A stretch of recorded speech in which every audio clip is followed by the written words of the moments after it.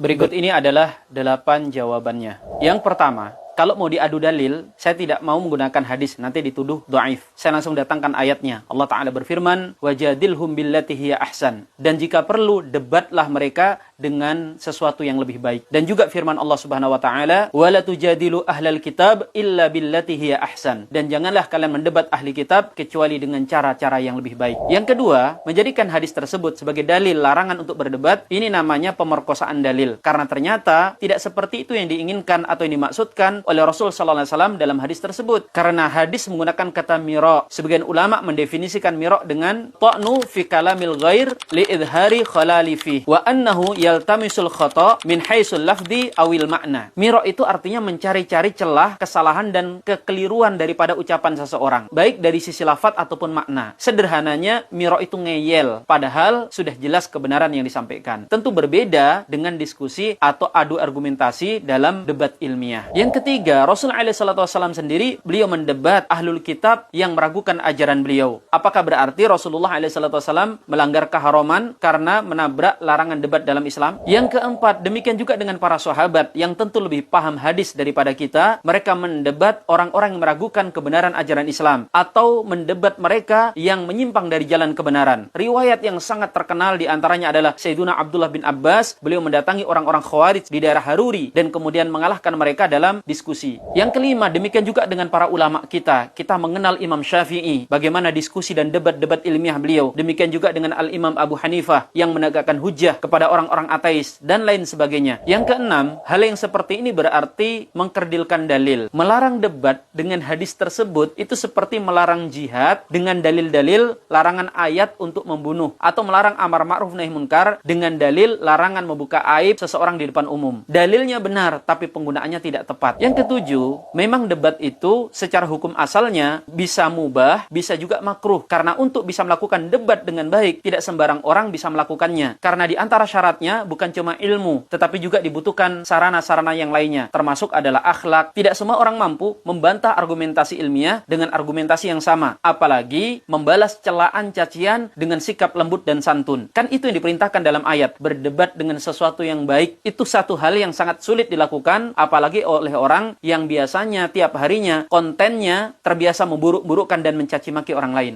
Terkadang ngelesnya sebagian orang itu mengatakan yang dibolehkan itu diskusi, bukan debat. Teman-teman sekalian, hukum itu pada esensi, bukan pada nama. Jadi meskipun namanya diskusi, tetapi isinya caci maki, maka itu dilarang. Walaupun namanya debat, tetapi isinya adu argumentasi, saling menegakkan hujah, maka itu yang dibolehkan. Maka jelas ya, menjadikan hadis tersebut sebagai dalil untuk melarang debat ilmiah, itu adalah pendalilan yang sangat tidak benar. Apalagi dijadikan sebagai dalil untuk lari dari meja diskusi. Melarikan diri dari meja diskusi itu lebih memalukan daripada ditelanjangi karena mempertahankan argumentasi atau sesuatu yang diyakini. Sehingga menurut saya, guru gembul itu meskipun dikatakan babak belur, masih jauh lebih terhormat dan perlu diapresiasi atas keberaniannya daripada si tukang kuar-kuar yang ternyata cuma pandai bersilat alibi.